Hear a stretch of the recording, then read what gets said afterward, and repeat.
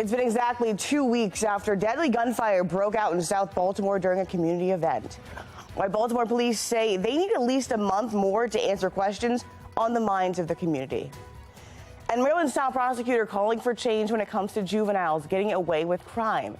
Why they're blaming the laws on the books. And this morning, we're waking up to a few areas of rain. I'll let you know the timing of the rain into the afternoon and impacts on your Sunday plans. Live from WBFF in Baltimore, this is Fox 45 Morning News. All right, thanks for being with us this Sunday, July 16th. I'm Taylor Stewart. Let's get right on over to your forecast. Meteorologist Jasmine Lomax here with a look at our another rainy Sunday. Yeah, that's right. Unfortunately, we are starting the morning with some areas of rain, but you'll notice the heaviest of rain is closer to Salisbury and along parts of the lower eastern shore, extending into Delaware and then New Jersey. But around the state, a few areas of very spotty showers. We aren't completely out of the clear, though. We still have the threat of heavy rain, and it's all as we get ready for our next weather maker. We're keeping watch on this cold front that will approach our area a little later today, leading to more rain across the state. So if you have anywhere to be, you will want the rain here today. Overcast over Towson, temperatures in the mid-70s, and around the rest of the state, temperatures mainly in the mid-70s. A mild start, but it'll be another hot day. I'll let you know how hot it gets, and I'll break down the timing of the rain in my Weather Authority forecast. Taylor? It's been exactly 2 weeks since 30 people were shot during a community event in South Baltimore. Yesterday, we saw the group We Are Us in Brooklyn, and the nonprofit has been serving up food, meeting with residents as they continue to start the healing process. The only person charged in relation to the shooting is a 17-year-old. He's the teen in that viral video pulling out what looks like a gun. We've learned riot charges have now been filed against him. His attorney says the state doesn't have enough evidence for a conviction. This is what the state, intends to use as a basis for criminalizing my client. We will see what the state is going to do. We maintain the same position. This young man is not guilty of any crime, let alone crime of riot. And it is on the state to bear the burden beyond a reasonable doubt of proving that this young man contributed to, participated in, or had anything to do with riot or any of the other charges that they've brought against him. Meanwhile, it may be at least 45 days before we have all of the answers. Police have their work cut out for them, and they review more of those charges and the investigation. Vincent Hill has more on what took place at City Hall and what took them so long to respond.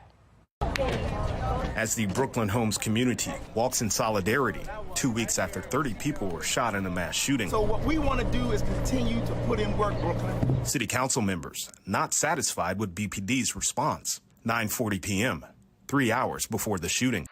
And I have an armed person call at 819 Gretna Court. Hundreds of men.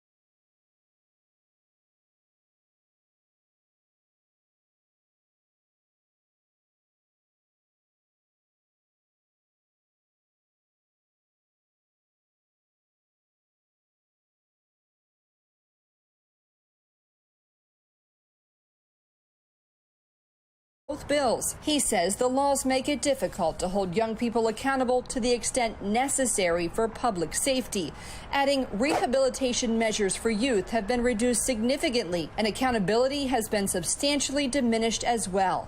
Unless the crimes are very serious, the courts have no ability to require rehabilitation or treatment. The juvenile system has become one of voluntary engagement with little enforcement mechanisms. We are still waiting to hear back from 14 states' attorneys. Now, Baltimore City and Mayor Scott also weighing in when we asked if he thought the juvenile justice laws on the books need to change.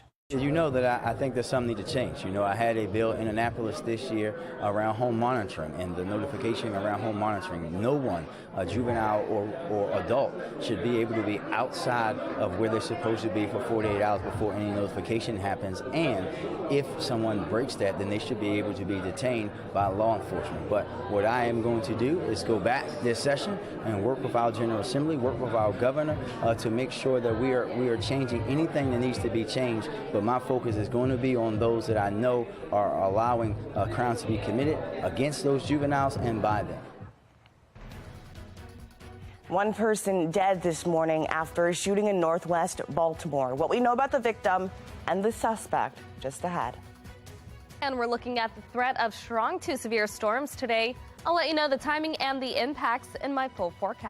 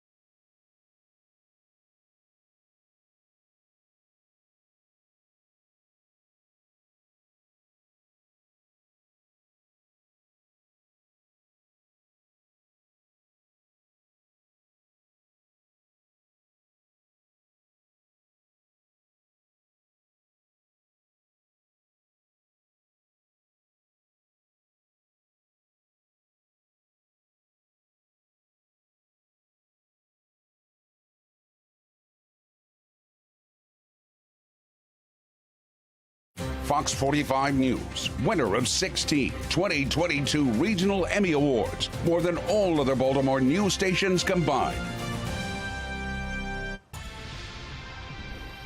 A homicide investigation is now underway in Northwest Baltimore after two men were shot.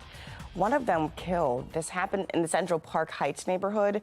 The crime on Park Heights and West Cold Spring Lane. Now, police have not identified the man killed, but say he's 40 years old. There's no word on a suspect as of yet. If you know anything, give Metro Crime Stoppers a call. It's 1-866-7-LOCK-UP. Residents being asked to conserve water after a fire at the pumping station. After the break, the area is still impacted this Sunday. The Baltimore City Council grills major agencies on the Brooklyn Day mass shooting. We're looking at the questions left unanswered for leaders as they push for transparency. You're watching Fox 45 Morning News. All local, all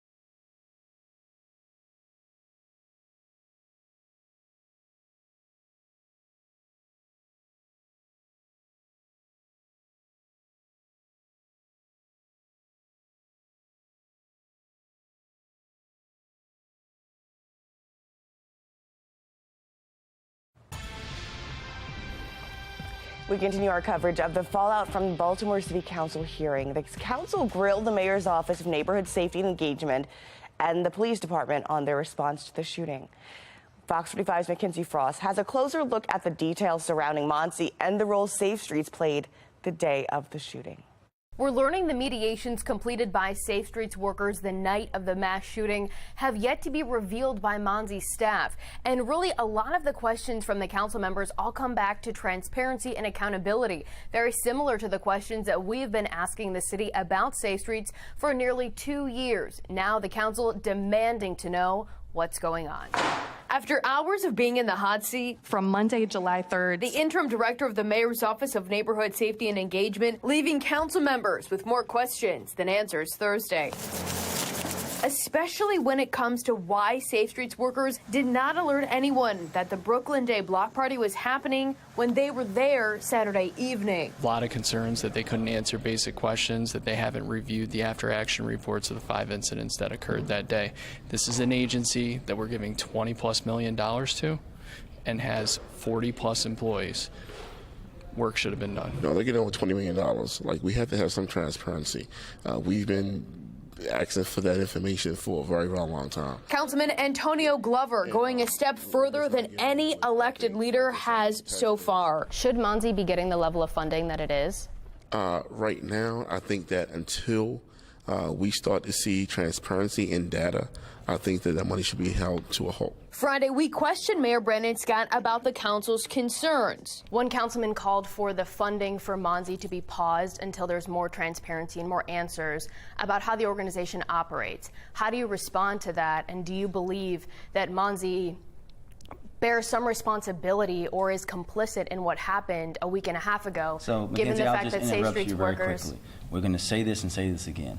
The only people responsible for what happened in Brooklyn are those who pulled the trigger. Monty's funding is not going to be stopped because we know they're out here saving lives each and every day. While the mayor defends the flagship gun violence prevention program in his administration, the questions continue, especially when talking about the mediations central to Safe Streets' response to the block party Saturday. Those mediations were not recorded the night in the Safe Streets internal software system. Has anybody in Monty then in your agency reviewed those 5 incidents before? No, we have not reviewed those that have been put in. We don't know if they are also the same, if they're connected to this event, or whether or not they're also people of interest in this event. I can't say if that's true or false. We pressed the mayor about those transparency and accountability concerns, too. Will you direct your mayor's office of neighborhood safety and engagement to comply with the questions and provide the information that the council asked for? I don't know what the questions are. Anyone that thinks that we're going to talk about an open investigation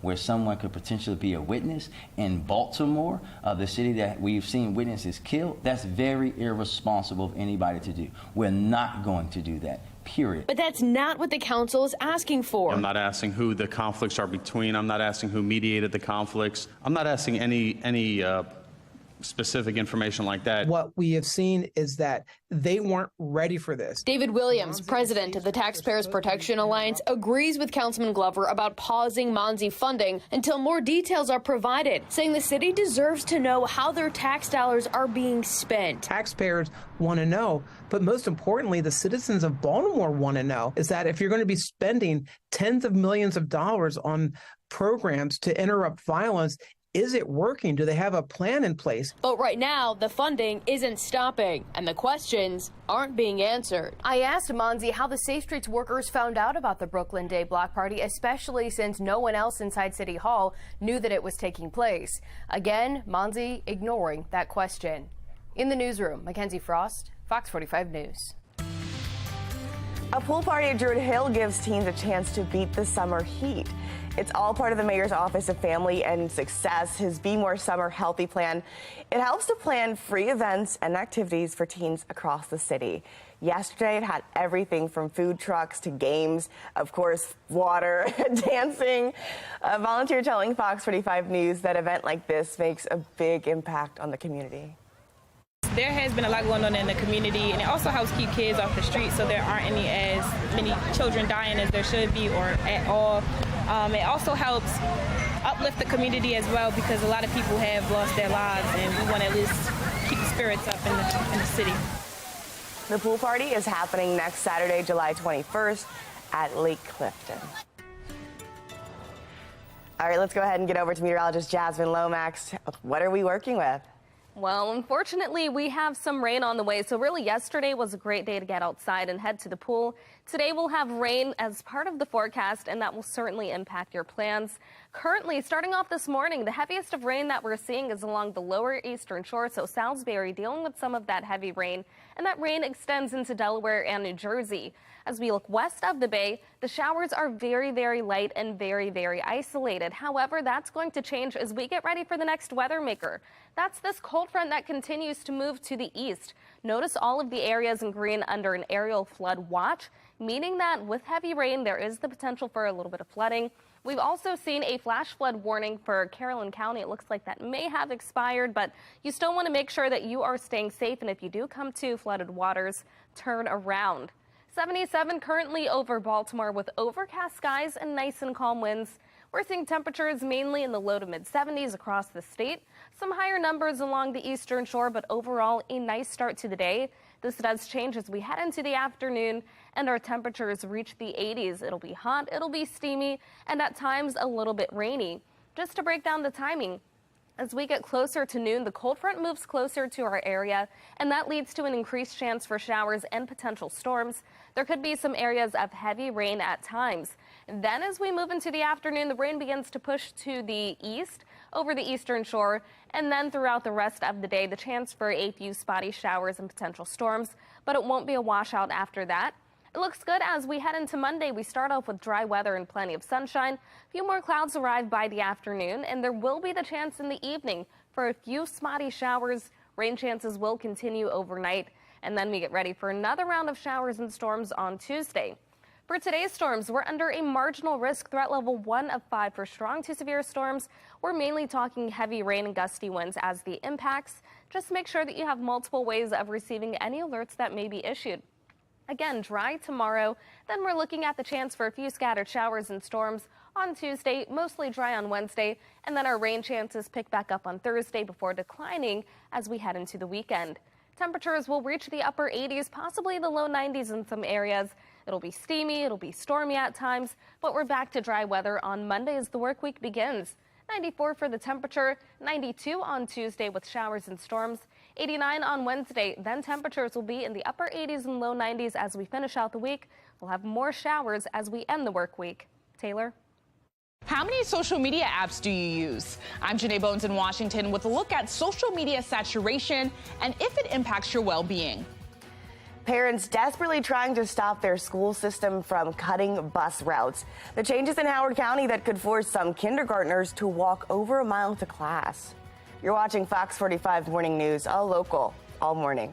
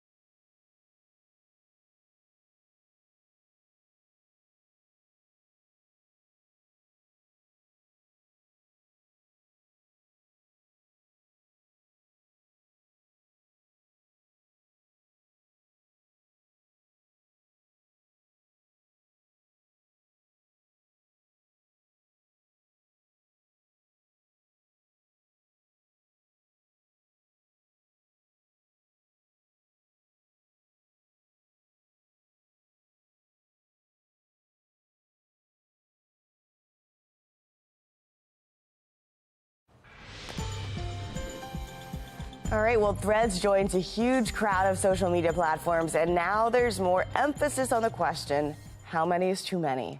National Desk correspondent Janae Bowens joins us with a look at the saturation on social media. About 20 years ago, we were talking about our MySpace and choosing our top 8. So many new social media platforms have been created since then. There's some people now who are fatigued by all the options. You've got a lot of social media apps to choose from. TikTok, Threads, Twitter, YouTube, Facebook, Instagram, Pinterest, Snapchat, BeReal, Clubhouse, Blue Sky, Parler, Truth Social, and that's just naming a few. I think it's a ridiculous amount because it gets to the point of being overwhelming. The list of social media apps is way too long for Kalina Gaines. I don't have time to sit here and check. Between running a tutoring business and working on her doctorate, she's using her time wisely. I have LinkedIn, I have Facebook, and I have Instagram. And at this point, that's as far as I'm venturing out. According to the Pew Research Center, 72% of Americans use some type of social media. And according to Backlinko, a company that specializes in search engine optimization and links, the average social media user is active on 6.6 different platforms. Meanwhile, many are nervous about social media's impact. The Surgeon General did sound the alarm. They issued multiple advisories recently around youth mental health and teen social media use. A new study shows adults who use a lot of different social media channels are no happier or unhappier than others, but experts say you want to be mindful of how each app is making you feel. Reporting for the National Desk, I'm Janae Bowens. The Orioles take on the Miami Marlins today at Camden Yards. Just ahead, we'll have a recap of yesterday's game. And storms will continue today. Meteorologist Jasmine Lomax is tracking when we could expect it to dry up.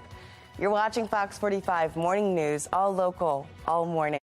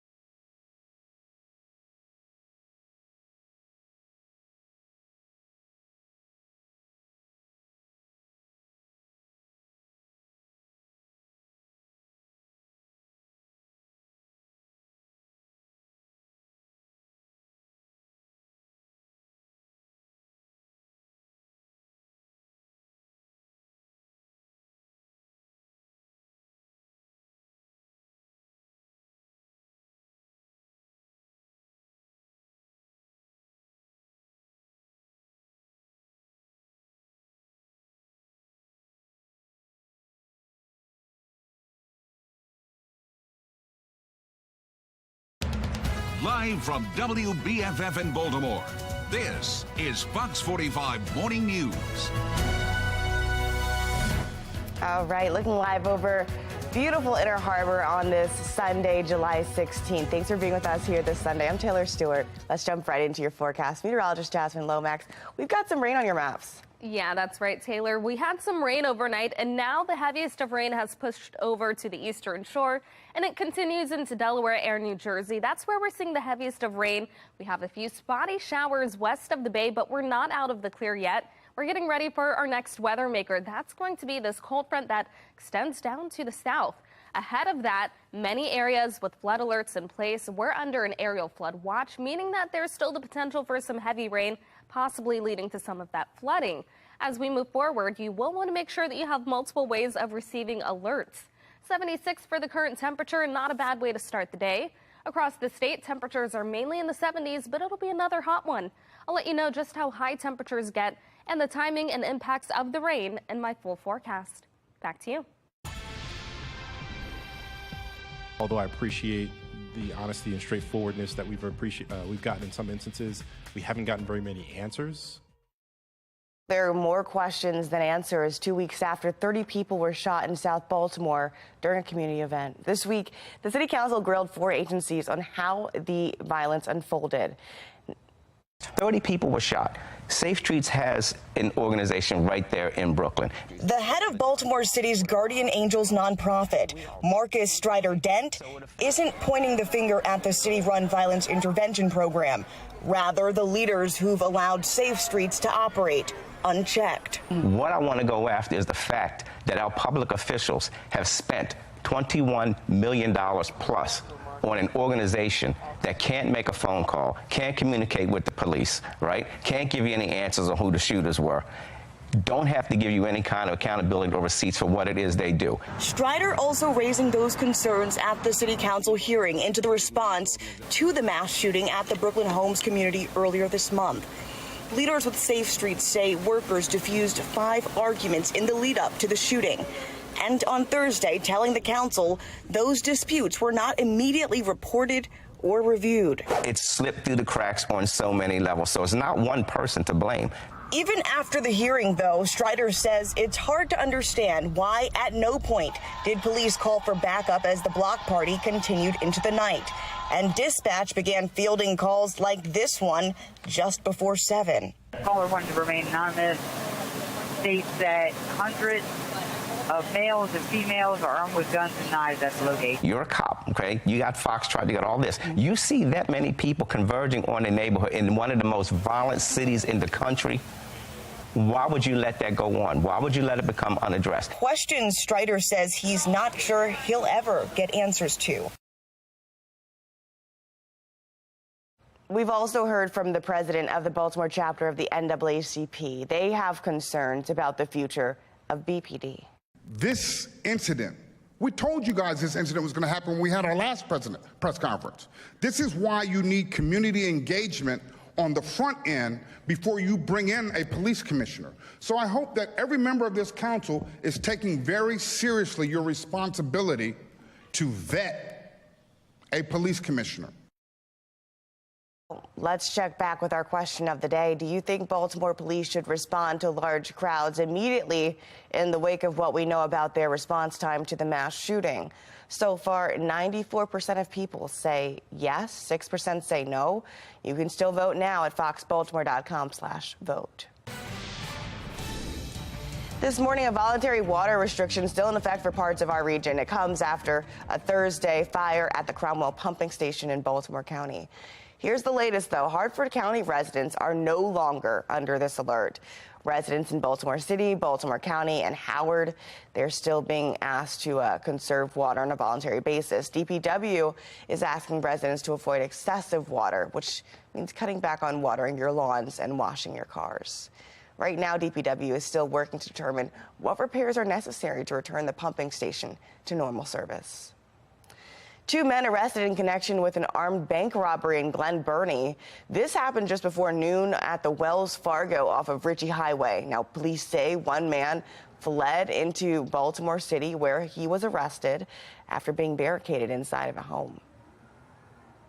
And meanwhile, a Prince George's County man has been arrested for allegedly posing as an officer. The Greenbelt Police Department says last weekend, Carl Colston Jr. impersonated an officer, pulled someone over, and even displayed a badge and a weapon. Police say the person recorded the incident, which led to Colston's arrest. The pandemic has revolutionized the way we work and live. After the break, why working and learning remotely has created a new loophole for criminals to get your information. And it's dry and a little bit foggy over Baltimore, but we have more rain on the way today. I'll let you know the timing and the impacts that we could see in my Weather Authority forecast.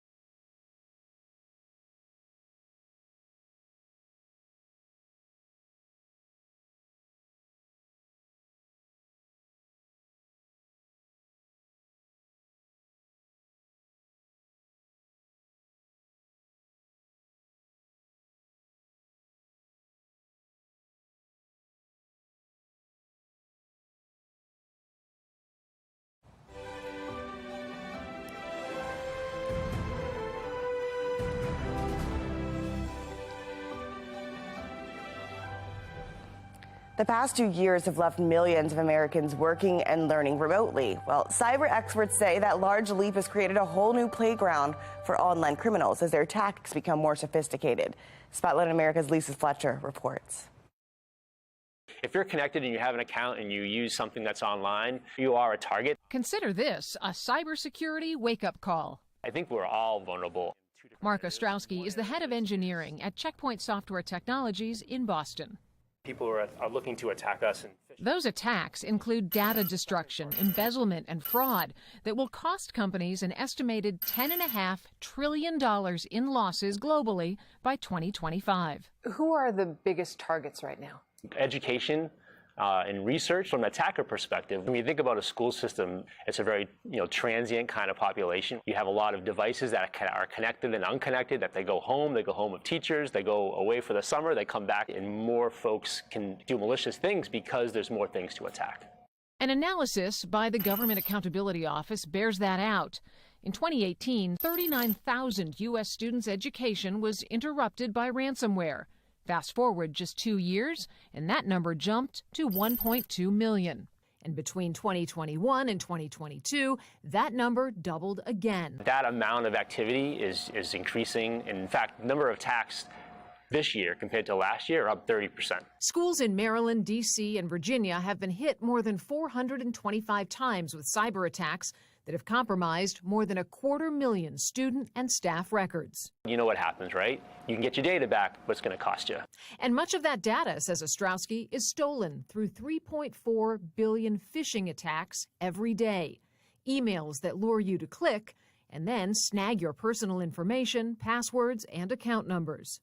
But when you click on it, it goes to somewhere that, again, is grabbing your credentials. Everything looks a lot better than it did maybe even like 5 years ago.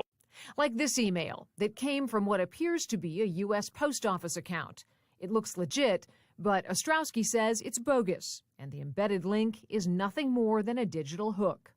The U.S. experiences more data breaches than any country in the world. And while companies are ramping up their prevention capabilities, even buying cyber insurance, individuals are left to sharpen their own tools and fend for themselves.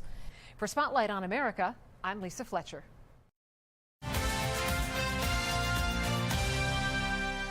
Despite months of fighting, thousands of Howard County families, students still won't be getting back their school bus before the start of the year. Transportation was the headline topic on Thursday at the Howard County Board of Education meeting. They spent nearly half of the 5-hour meeting discussing the changes to transportation, which include 3,500 students losing school bus services. For months now, parents and community members have expressed their concerns, mostly with the safety of young children walking upwards of a mile to get to school. In short, this county has identified that it's not a safe walking route due to the speeding and sight restrictions, and yet the public school system wants our 5-year-olds to walk that route. It's simply irresponsible. I've emailed the transportation office 5 different times beginning on May 2nd, and our route has still not been assessed. The only responses from the office are canned replies without substance. In the end, board members opted for the superintendent to monitor the transportation situation for the first 60 days of the school year to see what's working and what's not. Well, age is just a number. After the break, how senior citizens are filling in the gaps when it comes to labor shortages. And get ready for a battle that will have your heart melting. Still ahead, how you can vote for your favorite pet. You're watching Fox 45 Morning News, all local, all morning.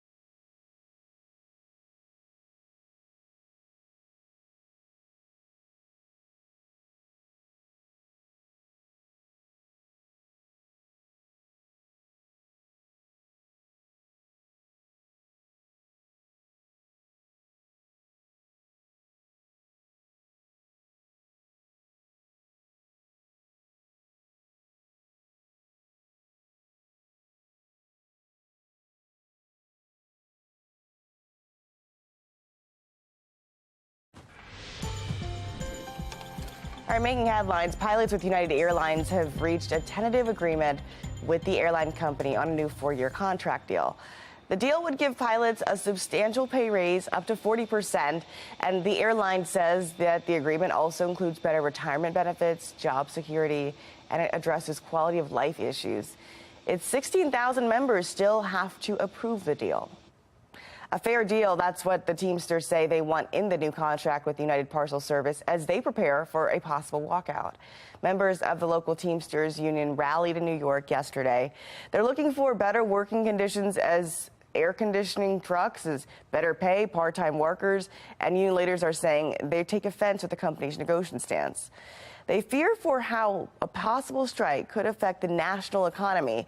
If UPS workers do strike, it would be the largest single employer strike in U.S. history. And with so many opting for a poolside view this summer, well, safety should be top of mind. For pool management, having enough lifeguards on duty is a big part of that. Chloe Masogis with our affiliate in Ohio has more on some of those extra life experience steps up to the plate. Well, you may think that the only people sitting in lifeguard chairs like this are teenagers looking for a summer job.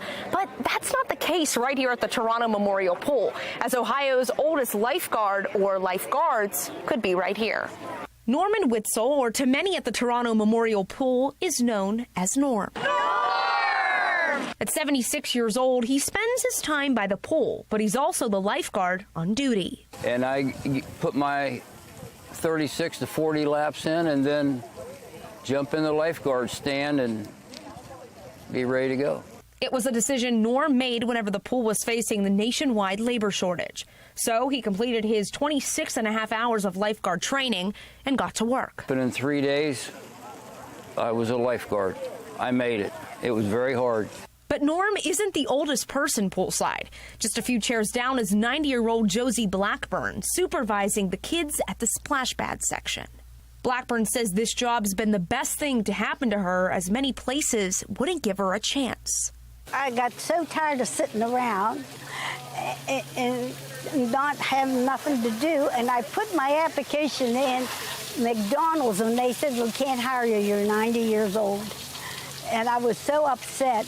But now she's found the perfect spot for her, helping little ones stay safe and proving age is just a number. I am just so happy to be here. I can't even tell you how happy I am. Gives me hope in my stage of my life that I can do what I want to do. And don't worry, both Norm and Josie say they plan to be right here poolside as long as their bodies will let them. In Toronto, I'm Chloe Messagaitis, News 9. All right, put a smile on your face. We are here for this year's finalists for the Comedy Pet Award Show. Take a look. We've got a cat performing his best victory pose, a dog leaping through the air. Okay, this is one of my favorites. And another dog jumping ahead to first in the sand, and a cat sticking their tongue out. I mean, there's just even more photos for the award. All 24 finalists right now are being judged by a panel of experts, of animal lovers, and they're going to be announced next month. If you want to join in on this fun, you can do so. Vote for your favorite pet at comedypetphoto.com. The Powerball lottery jackpot has spiked to a staggering $900 million. No ticket matched all 6 numbers in yesterday's drawing. The jackpot for tomorrow will be the 3rd largest Powerball and the 7th largest in U.S. history. The winner also has the cash option value of $465.1 million.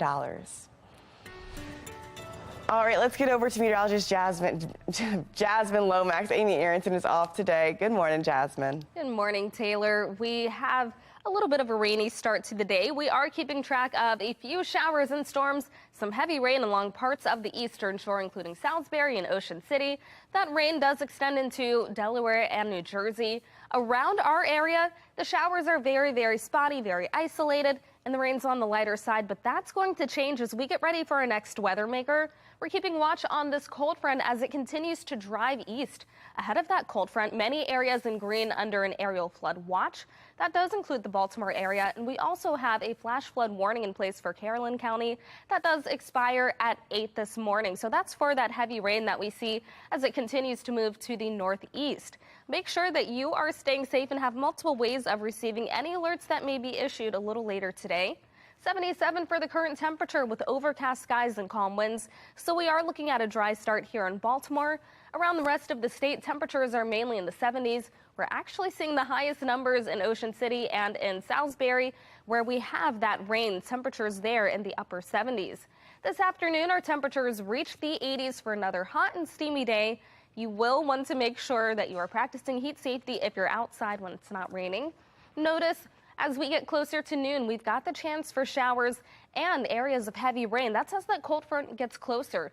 And then as we get closer to about 2 o'clock, the showers begin to move to the east, and we are looking at a few spotty showers after that, but not a washout. As we head into the night, we stay mostly dry, and it looks pretty good starting off Monday. We'll wake up to plenty of sunshine. More clouds arrive by the afternoon. And then into the evening, there's the chance for a few stray showers overnight, possibly a little bit of rain, but it will not be a washout. Tuesday will be a better chance for a few showers. We're under a marginal risk threat level 1 of 5 for strong to severe storms.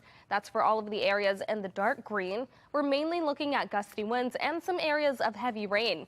Following today's rain, will be dry tomorrow. We have the chance for scattered showers and storms on Tuesday. We'll stay mostly dry on Wednesday, and then after that, rain chances increase for Thursday, but they start to decline heading into the weekend.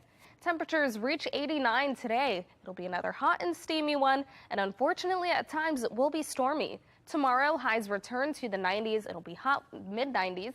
Then we're looking at 92 on Tuesday with showers and storms, 89 on Wednesday, upper 80s on Thursday with more rain. Then we head into the weekend with temperatures in the upper 80s and low 90s. We'll have showers on Friday before dry weather on Saturday.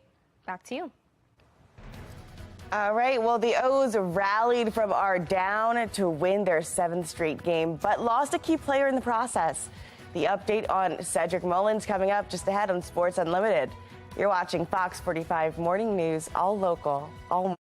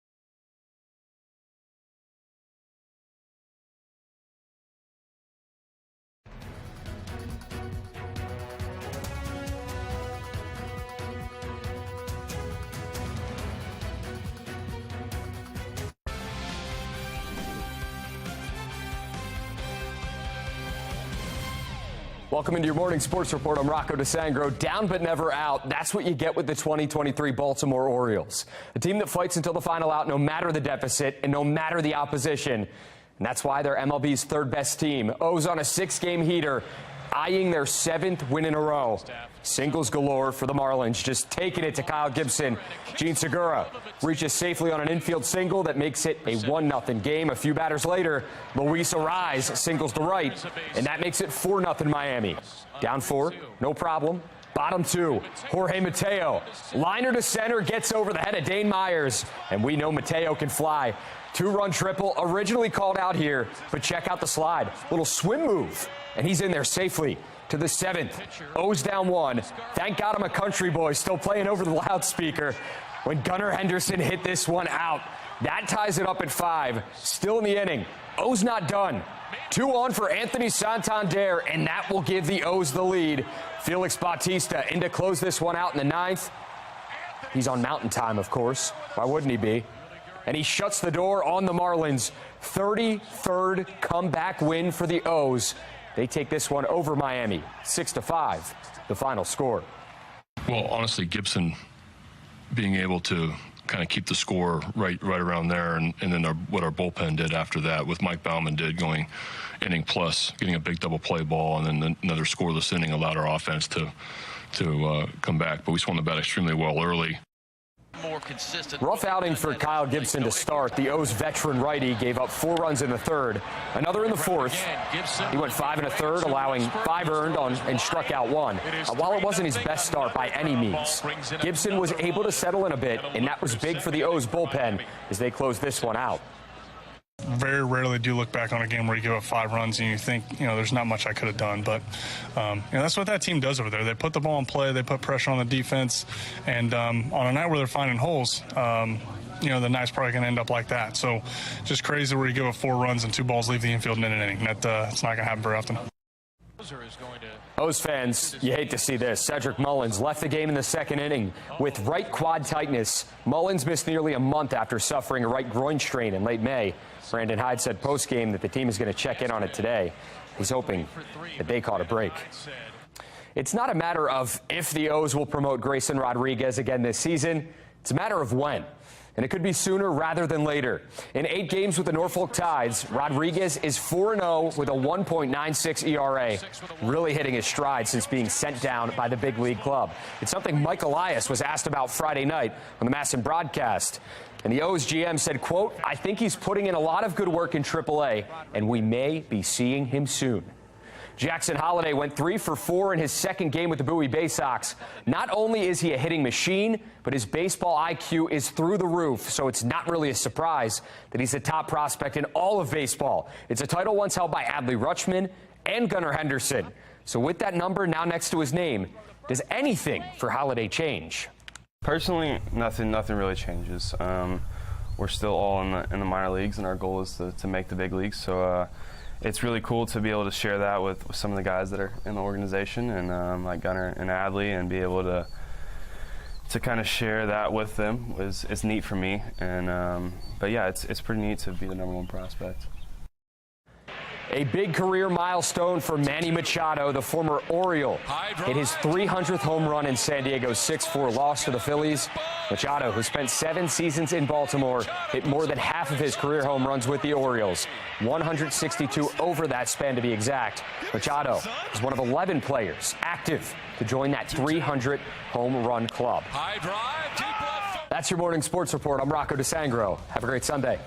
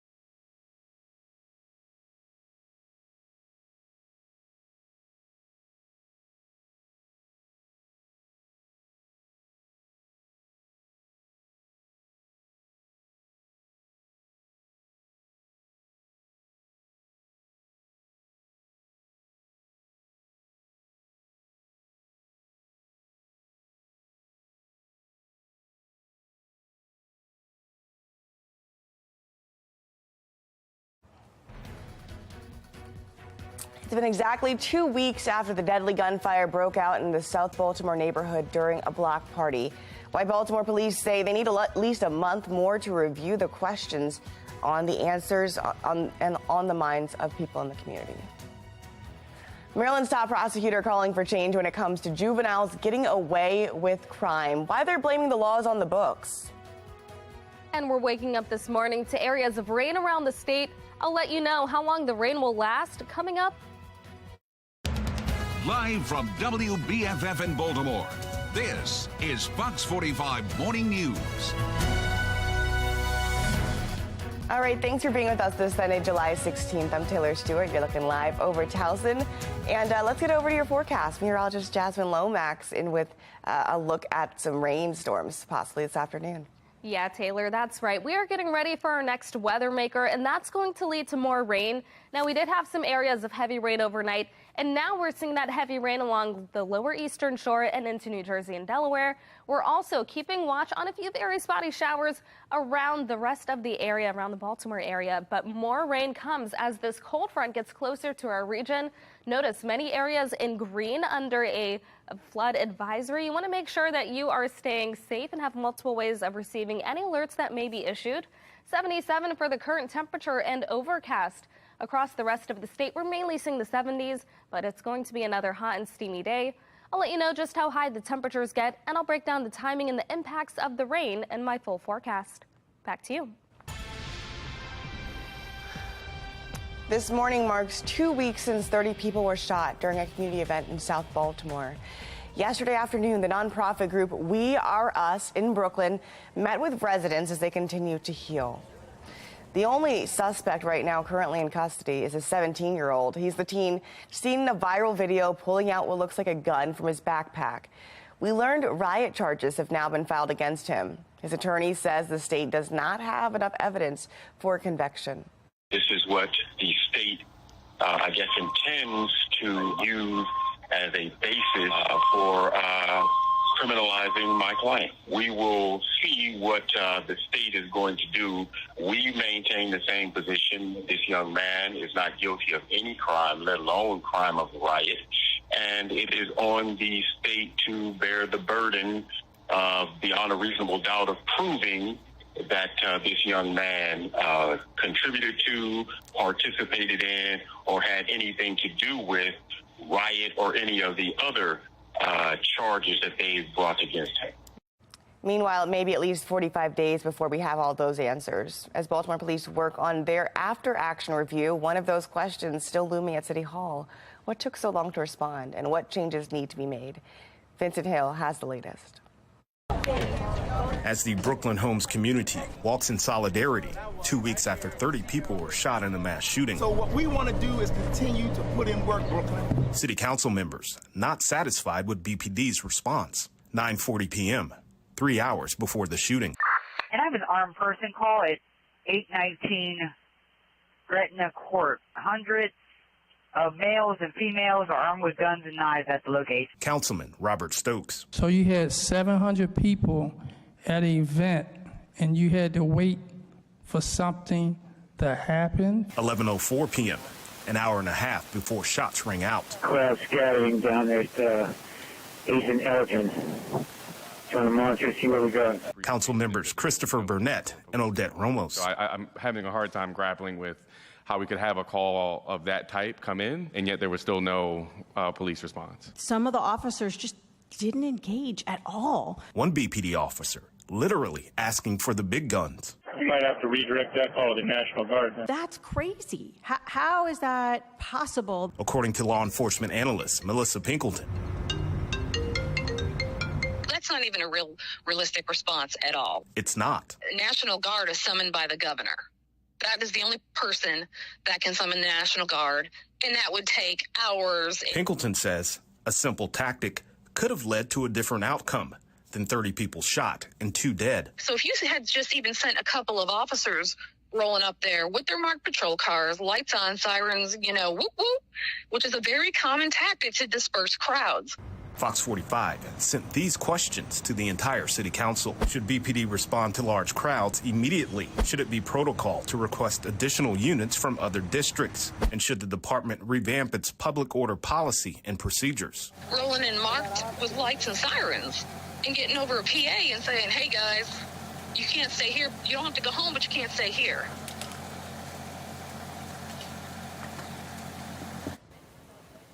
Well, after sending questions in, Councilman Robert Stokes called Fox 45. He says mistakes were made, but he's not putting all the blame on leadership. So how do you deploy or change your crime plan when your enrollment or you don't have additional officers? Well, you can go to China and get a police commissioner. If you still short officers, you still can't put out the kind of plan or fight crime the way you want. We want you to join this conversation. Should Baltimore police respond to large crowds immediately in the wake of what we know about their response time to the shooting? So far, 91% of voters say yes. You can still vote now by going to foxbaltimore.com/vote. We're here today really, though, to parse through all that happened that night, to really begin to get an understanding of what went wrong. We demand to know the minute-by-minute details of how a cultural tradition for the past 27 years turned into an unruly, unmanageable block party that forever changed the lives of 30 people and cutting short the lives of 2 young people. Now, City Council held that hearing this past week, demanding answers for communication failures the morning of the shooting. And we also want to get into this with Peace Giovanni Patterson. You guys sent some questions to the City Council ahead of the hearing. What did you guys learn from the hearing on the response? And just give us a little bit of an idea of what those questions were and if they were answered. Well, I think we left the hearing with more questions than we did answers. One thing, that did come up was the roles of the sheriff. I think, our sheriff's department is underutilized in a lot of this. And I think, it was good to see Sheriff Cogan there. And he did, make a few comments on the resources that he has available. But the level of secrecy from, a lot of these other departments really came into full picture. And I actually got pretty frustrated, while I was there. Like, I broke decorum and everything and kind of yelled out. But it seems like everyone else, is their objective is to be safe. I mean, we want to protect the Safe Streets workers. We want to protect Monty. We want to protect everyone around except the people of Baltimore. And, that really, is really what I left with. Who is responsible for protecting the citizens of Baltimore? As they begin to probe into what exactly happened that day, and you ask the question, who's responsible for keeping folks safe, do you think that the importance of that responsibility fell squarely on Safe Streets workers and officers that day? Did you glean that they are taking responsibility for? Well, interesting, the only department that really took any type of responsibility was the police department. What we've seen now is our government is just becoming too complicated, that no one knows what to do. And then when situations like this happen, no one can take the blame, right? And because it's so complex, no one really knows, what to do and where that blame falls. So really, it is a breakdown on all levels. But I will say this.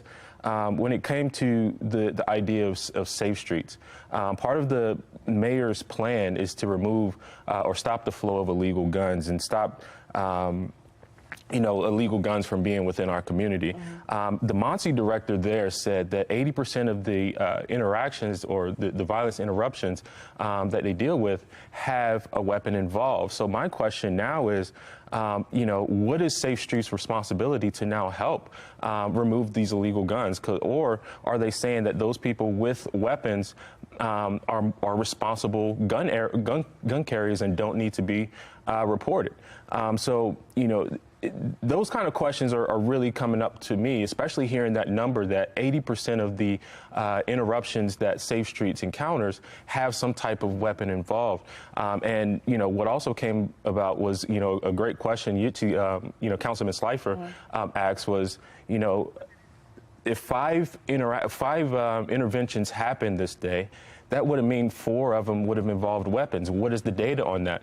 And just the level of secrecy that Monty and Safe Streets and Catholic Charities had in that was amazing to me. And not being able to provide that data. And do you see the communication breakdown as a derelict of responsibility or negligence? Because when you think about these disputes that they're breaking up, we've got data that shows that some of them, a good portion of them, involve guns.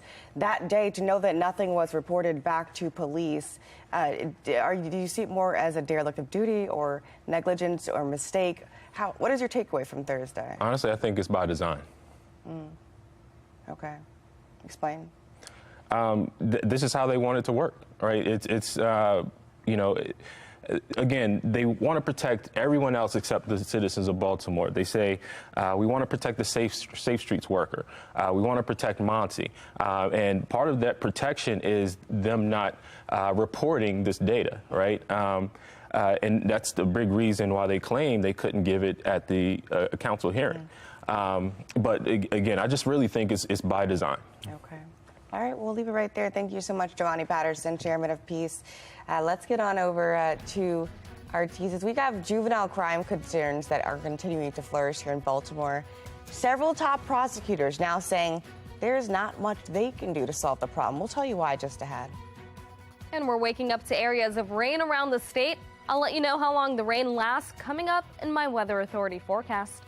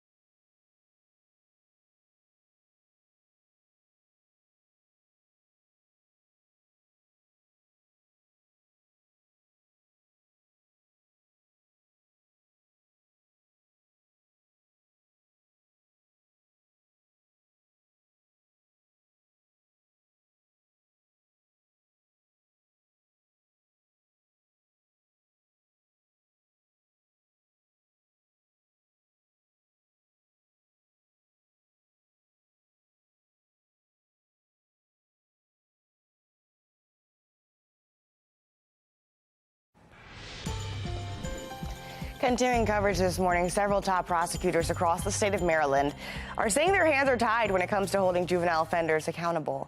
Maxine Stryker has more on why they say several laws are to blame and something needs to change fast. They know that, nothing's really going to happen to them if they keep their crime in a certain limit of types of crime. Juveniles getting away with crime. It's an issue statewide that has Maryland's top prosecutors calling for change. We reached out to every state's attorney in Maryland asking, do you believe the Maryland General Assembly has made it difficult for your office to hold juveniles accountable for criminal acts? And do you support the Juvenile Justice Reform Act of 2022 and the Child Interrogation Protection Act?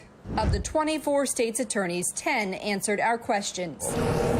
What I will tell you is we need to do something fast, quick, in a hurry. Juveniles understand that nothing will happen to them. And all of them agreed the General Assembly has made it more difficult to hold juveniles accountable. I think without question, over the last several years, the General Assembly has changed a number of the laws that deal with juvenile crime. And I think that's certainly led to some problems.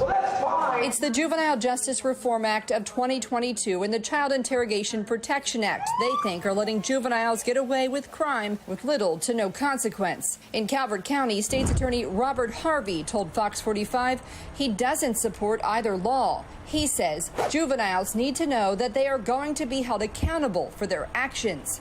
The law calls for 6 months probation for juveniles who commit adult misdemeanors and 1 year for juveniles who commit adult felonies. Harvey says these timeframes are not sufficient to deter conduct, do not in many cases reflect the seriousness of offenses committed by juveniles, and do not allow for the provision of services that juveniles often require. In Frederick County, State's Attorney J. Charles Smith says his office testified against both bills. He says the laws make it difficult to hold young people accountable to the extent necessary for public safety, adding rehabilitation measures for youth have been reduced significantly and accountability has been substantially diminished as well. Unless the crimes are very serious, the courts have no ability to require rehabilitation or treatment. The juvenile system has become one of voluntary engagement with little enforcement mechanisms. We are still waiting to hear back from 14 states' attorneys.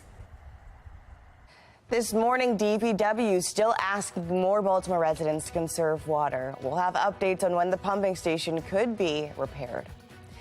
And a man is in custody after allegedly posing as a police officer in Prince George's County, the record that led to his arrest. You're watching Fox 35 Morning News, all local, all morning.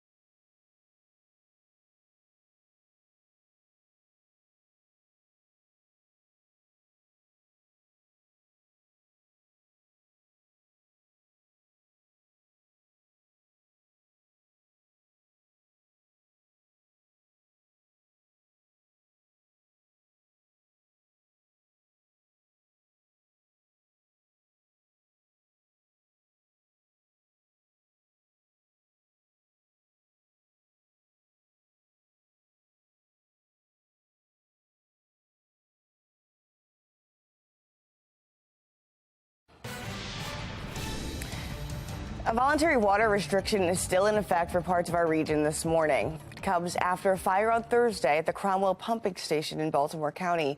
Now, Harford County residents are no longer under this alert, but DPW is still asking residents in Baltimore City, Baltimore County, and Howard County to conserve water on a voluntary basis. They're asking you to avoid excessive water use, like cutting back on activities like watering your lawn and washing your cars. As of now, DPW is still working to determine what repairs are necessary to return the pumping station to normal service. Police arrested 2 men in connection to an armed bank robbery in Glen Burnie. This happened just before noon Saturday at the Wells Fargo off of Ritchie Highway. Police say one man drove into Baltimore City, where he was arrested after barricading himself inside of a home.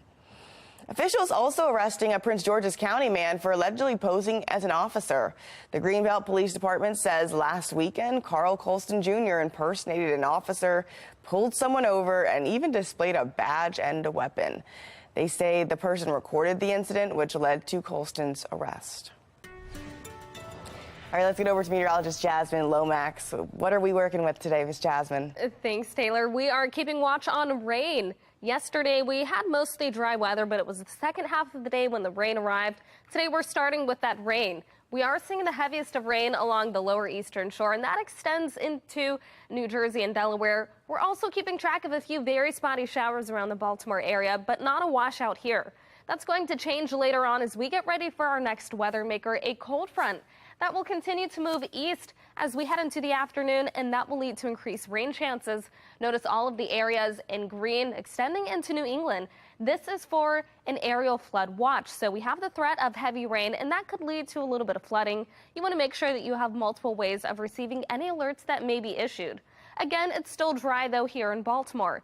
Temperatures around 78 with nice and calm winds. Across the rest of the state, those numbers are mainly still in the 70s. We're heading to the upper 80s this afternoon. It'll be hot and steamy once again, but you want to make sure that you have your umbrellas when you head outside, getting ready for that rain. Notice around 11, 12 o'clock, we've got the increased chance for showers as that cold front gets closer to our area. There could be some spots of heavy rain at times and even gusty winds. Then as we head to about 2, 3 o'clock, a lot of that heavy rain starts to move toward the eastern shore and eastward. Then for the evening and into the night, we start to see the rain gradually taper and we'll be left with mostly dry weather as we start off Monday morning. We'll have plenty of sunshine for the day, then more clouds arrive for the afternoon, and by the evening, there is the chance for an isolated shower. Rain chances begin to increase overnight, but again, it will be very spotty and not everyone will see rain. We'll have a better chance for showers and storms on Tuesday. All of the areas in green, including the Baltimore Metro, are under a marginal risk for strong to severe storms. That's threat level 1 of 5, and we're mainly talking heavy rain and gusty winds. Then as we move forward, we finally have a nice and dry day on Monday, but it will be hot. The rain chances then increase on Tuesday. We'll be mostly dry on Wednesday with the chance for more showers on Thursday and Friday. Saturday right now looks mostly dry. Temperatures reach 89 as we head into the second half of the day. Then that's followed by 94, another hot and steamy day on Monday. 92 on Tuesday, upper 80s, low 90s on Wednesday and Thursday, 90 on Friday with the chance for a few showers and storms, but we'll stay mostly dry with highs in the upper 80s on Saturday. Taylor? Are policies deemed good for the environment, bad for Americans' wallets? Coming up, Capitol Hill lawmakers take on the debate. And new questions after City Council holds a hearing demanding accountability for the Brooklyn Homes mass shooting. Topping our next half hour, guardian angels weigh in on the police response. You're watching Fox 45 Morning News, all local, all morning.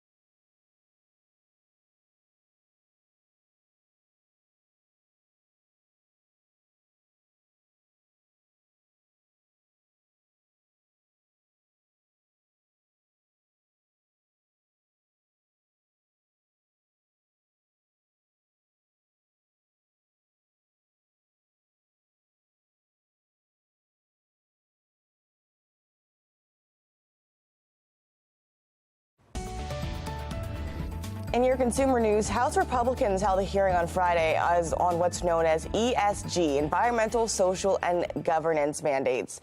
It's the latest in what Republicans are calling the ESG month on Capitol Hill. National correspondent Kaylee Gaskins has the story. To address this. During Friday's hearing, Republican lawmakers blaming the Biden administration's environment and social policies for driving up the costs of housing and insurance, focus landing mostly on the E in ESG. The rush to implement ESG policies in housing and insurance will come at a price, leaving taxpayers and our constituents with fewer choices and higher costs. Democrats argue these policies have the opposite impact on housing. Communities that regularly adopt modern energy codes also save money for residents and businesses and improve community health and resilience. Adding climate change is the culprit for rising insurance rates. We've seen frequent and severe natural disasters in the United States, including hurricanes, wildfires, floods due to climate change. The GOP, however, zeroing in on new regulations by the Department of Energy to make homes more energy efficient. Bill Bohr, CEO of Cavco, a manufactured homes builder, says these rules drive up the price of their homes by $6,000. The question is not just one of whether there is a return on the added upfront cost, but whether the prospective homeowner can even afford the cost at all. Pricing an estimated 900,000 households out of home ownership. So the trade-offs and consequences are very real. The S in ESG also under heavy scrutiny as critics go after what they call woke social policies. On Thursday, 13 Republican states attorneys general penning a letter to warn Fortune 500 companies like Google, Amazon, and Goldman Sachs that discriminating on the basis of race, whether under the label of diversity, equity, and inclusion or otherwise, is against state and federal law. Not only are these illegal, but they go against the very foundations of what our country is supposed to be about. More hearings on ESG policies and regulations slated for later this month. A handful of anti-ESG bills also in the works. In Washington, I'm Kayla Gaskins. A homicide investigation now underway after 2 men were shot last night in northwest Baltimore. Up next, the latest on the search for a suspect. And new details this morning on a shooting in Towson back in February, why the gunman wasn't seen fleeing the area. You're watching Fox 45 Morning News, all local, all morning.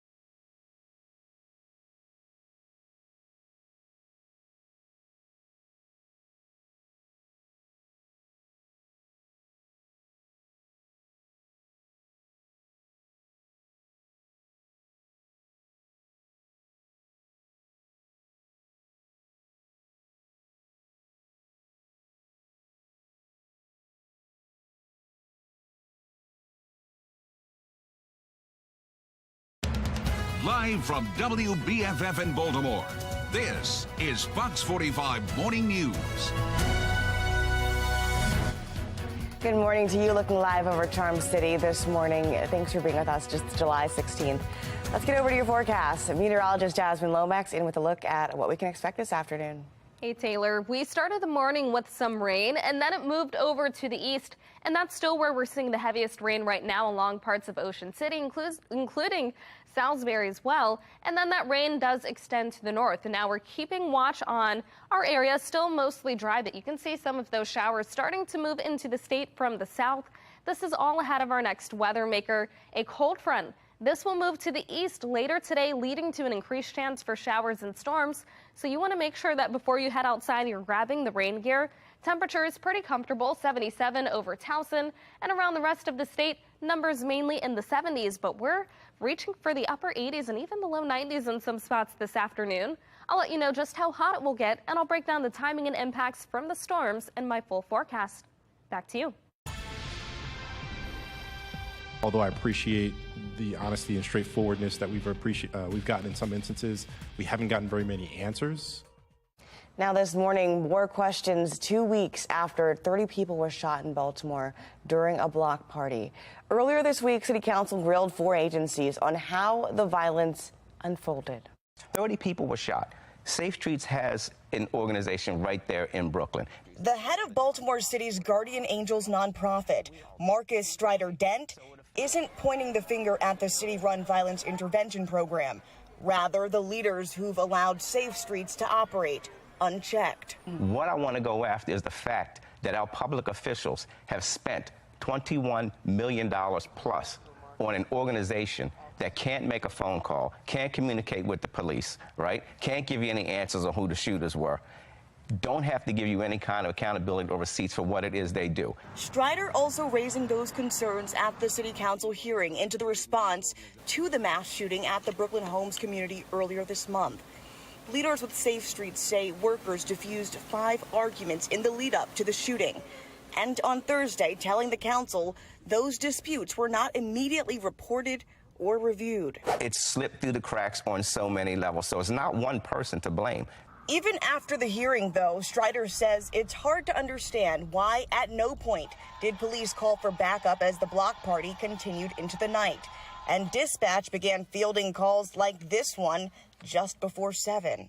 Caller wanted to remain anonymous, states that hundreds of males and females are armed with guns and knives at the location. You're a cop, okay? You got FOX45, you got all this. You see that many people converging on a neighborhood in one of the most violent cities in the country. Why would you let that go on? Why would you let it become unaddressed? Questions Strider says he's not sure he'll ever get answers to. We also heard from the president of the Baltimore chapter of the NAACP. They have concerns about the future of BPD as well. This incident, we told you guys this incident was going to happen when we had our last press conference. This is why you need community engagement on the front end before you bring in a police commissioner. So I hope that every member of this council is taking very seriously your responsibility to vet a police commissioner. Well, let's check back here with our question of the day. Do you think Baltimore police should respond to large crowds immediately in the wake of what we know about their response times to the mass shooting? So far, 90% say yes, 10% say no. You can go to foxbaltimore.com/vote to weigh in. A homicide investigation is now underway in northwest Baltimore. This is after 2 men were shot, one of them killed. It happened in the Central Park Heights neighborhood, and the crime was on Park Heights and West Cold Spring Lane. Police haven't identified the man killed, but say he's about 40 years old, and there's no word yet on a suspect. If you know anything, give Metro Crime Stoppers a call. That number, 1-8667-LOCK-UP. New developments now following a teen's murder in Towson this past February. Why we now know the gunman wasn't seen fleeing the area. FOX45 News pressed his employer about what they knew about the suspect before hiring him. Vincent explains. Baltimore County Police say just outside that brown door, that surveillance camera captured a muzzle flash that led them to the man they say shot and killed Trayshawn Harmon. Charging documents detailed the February 20th murder of 17-year-old Trayshawn Harmon in Towson. GSW for 2 East Chapel Road, East Chapel for Delaware and Lane Valley. Baltimore County Police say 19-year-old Freedom Brown was working at the BJ's, taking out the trash in the back of the restaurant when he got into an argument with Harmon and another person. Someone just got laid in the street near BJ's. Several minutes later, Harmon and the friend returned to the back of BJ's. Then, Muzzle flash is captured on this security camera. Brown is then seen on the interior cameras walking back into work. Holy crap. Yeah. That's crazy. Dawn DeMalero, who works in the area and sometimes goes to BJ's, stunned Brown allegedly shot someone, then moved on as if nothing happened. You've killed a person, and now you just go back to work. Same old, same old. Paul Carter also works in the area and wonders how an accused killer passed the background check. I'm interested in how that would actually be caught, because nobody's saying on their resume, I've killed somebody, unless you're a sniper or underworld hitman. Just 6 days before Baltimore County Police say Brown shot and killed Harmon, Baltimore City Police issued a warrant on Brown for a 2021 murder. Fox 45 sent the following questions to BJ's corporate office. What type of background checks are done on employees? What position did Brown have with the company? And how long was Brown employed there? We have not yet heard back. A bond hearing that was scheduled for today is now rescheduled for Monday at 1 o'clock. Brown will be represented by a public defender. For now, he remains in jail in the Baltimore City Detention Center. In Towson, Vincent Hill, Fox 45 News. A family still grieving, waiting for a missing headstone. Up next, one woman's plea for justice as her deceased mother. And we're keeping watch on our next weather maker, which will lead to rain and storms later today. I'll break down the timing and the impacts in my Weather Authority forecast.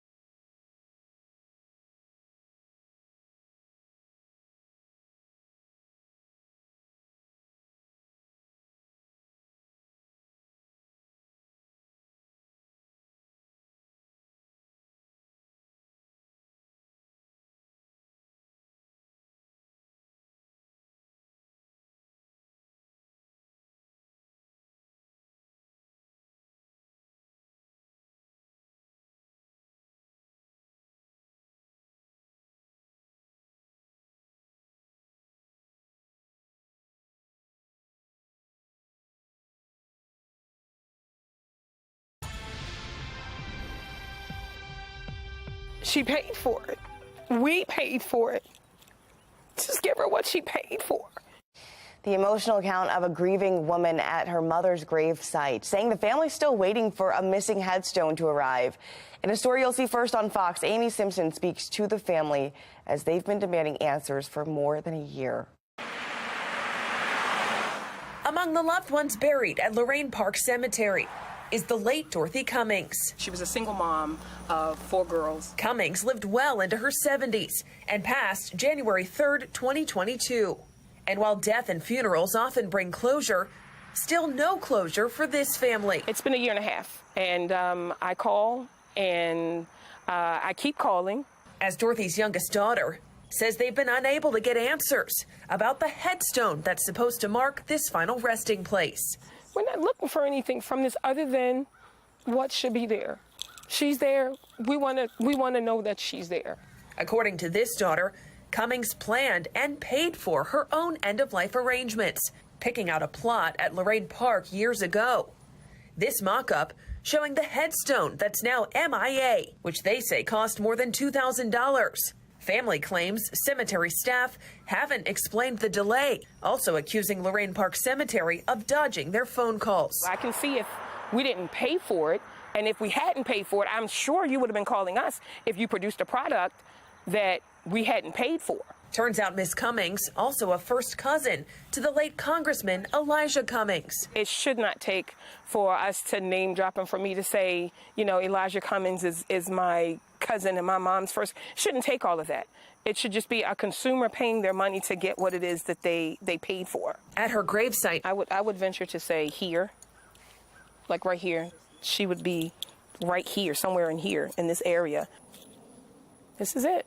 This daughter with no choice but to guess which unmarked plot holds her mother's remains, getting emotional. If we could fix it and move her somewhere, it's another story. Anxious for the whole family to finally be at peace. And all we want is what we paid for, what she paid for. She paid for that. You know, she left enough money to cover her headstone. Amy Simpson, Fox 45 News.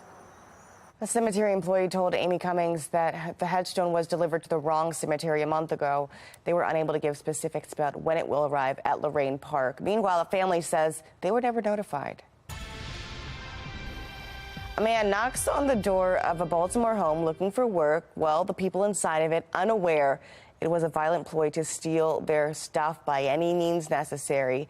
Here's Alexa Ashwell with this week's Maryland's Most Wanted.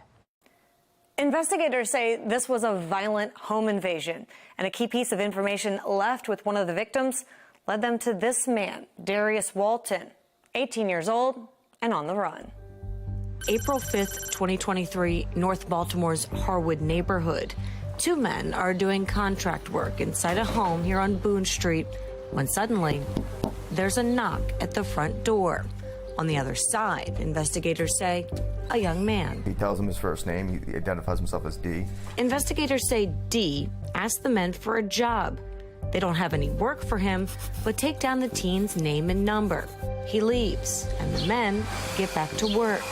But minutes later, another knock at the door, this time coming from the back of the home. The individual comes back with another male. This time, he's not claiming to be looking for work. Instead, he's offering.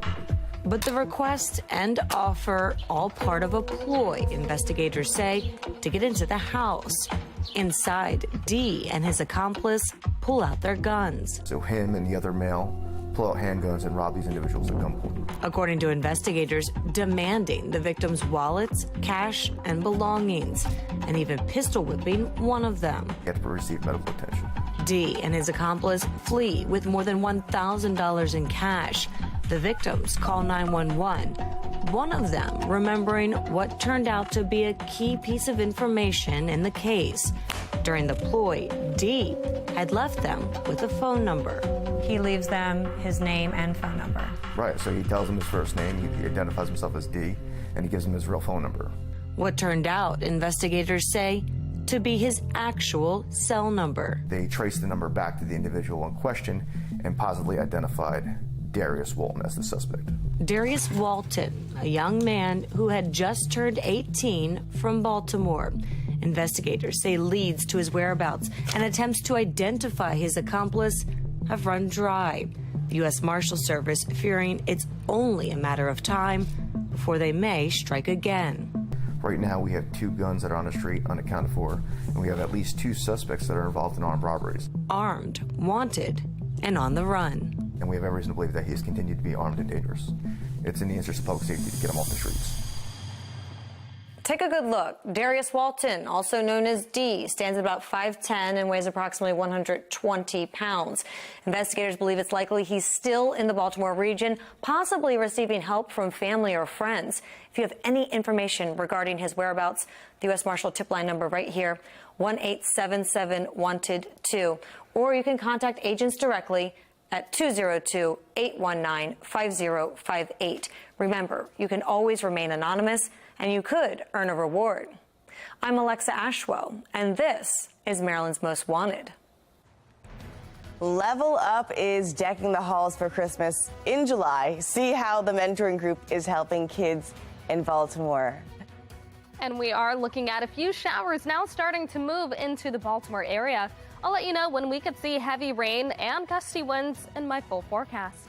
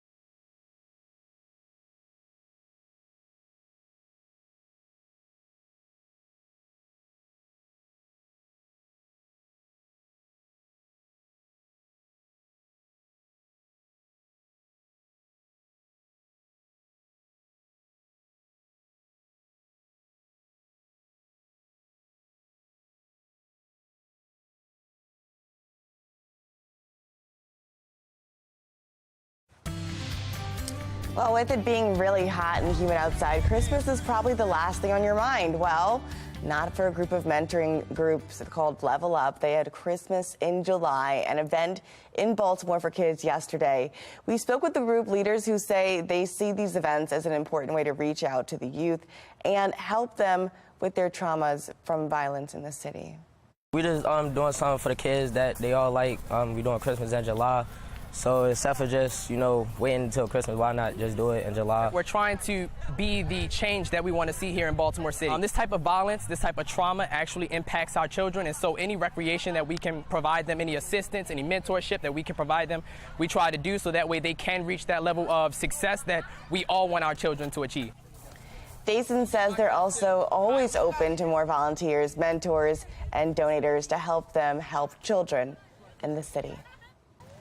Well, a pool party at Druid Hill Park giving teens a chance to beat the summer heat. It's all part of the mayor's Office of Children and Family Success Be More Summer Plan.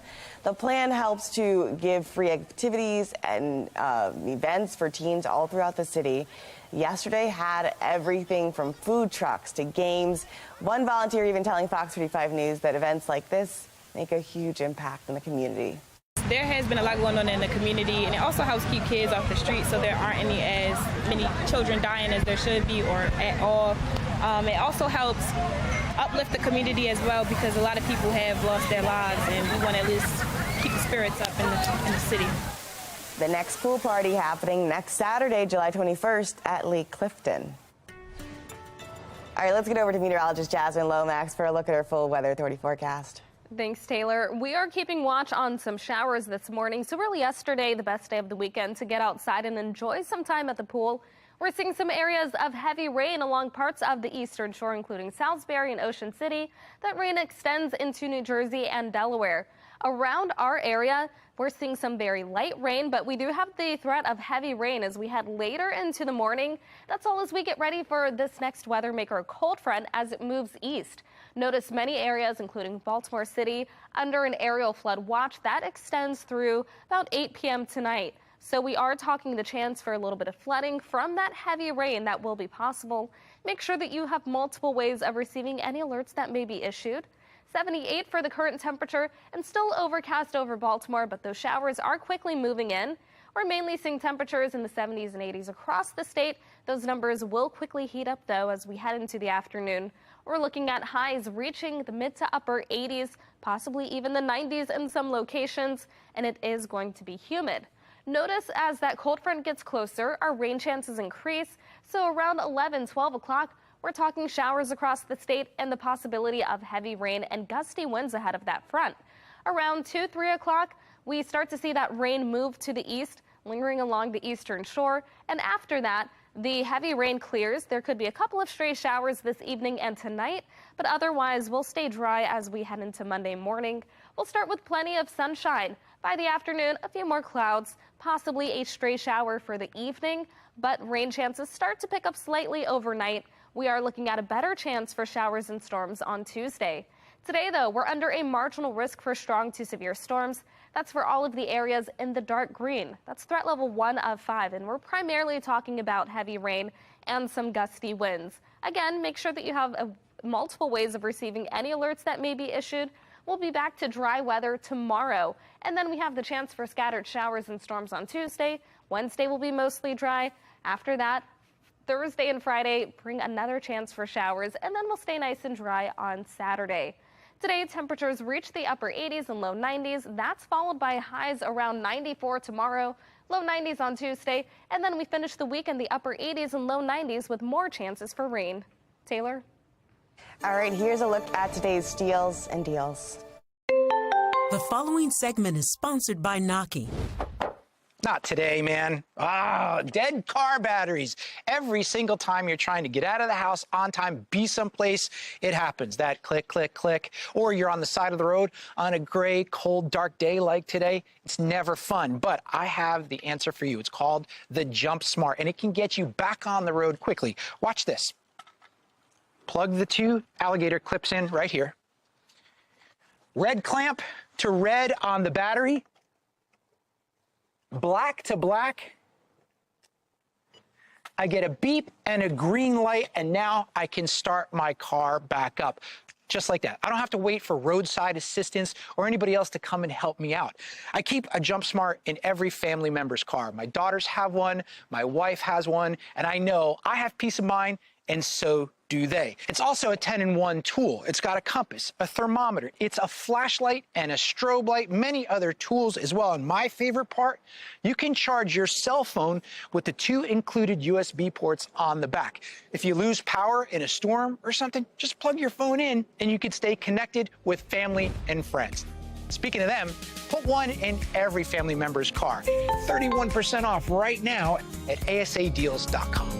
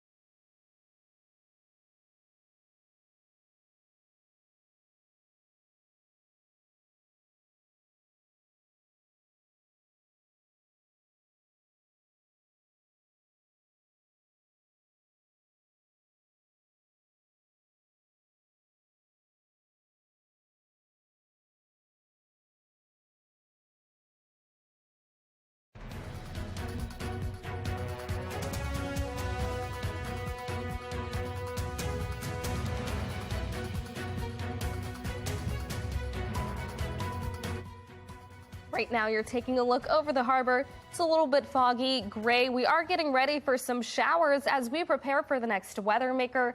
Unfortunately, that does mean rain and storms impacting your Sunday plans. Today, those temperatures reach the upper 80s, low 90s. We're mainly talking some areas of heavy rain and gusty winds ahead of our next cold front. That lasts us into the afternoon. An aerial flood watch is in place for much of the state through 8 p.m. Tomorrow, we're back to dry weather and also hot temperatures. Highs will be above average in the mid-90s with plenty of sunshine. Then on Tuesday, unsettled again with the chance for a few showers and storms. 92 for the high temperature. We'll be in the upper 80s, low 90s on Wednesday with mostly dry weather. And then as we finish out the work week, we'll have the chance for a few showers and storms on Thursday and Friday. Neither day will be a washout. High temperatures will be in the upper 80s and low 90s as we head into the weekend. And even looking beyond that into next week, temperatures still in the 80s and 90s, so keeping things hot and steamy, feeling like summer, multiple chances for rain, so just that annoying, gloomy pattern. Well, you know what, we're in for it, and at least Monday is going to be very nice. I don't know if I would consider nice, 94 maybe not the word nice. you use. Okay. But it'll be dry. So Okay, it'll be dry. a good pool day. That's what we're talking about. Thanks for joining us here on Fox 45 Morning Sunday.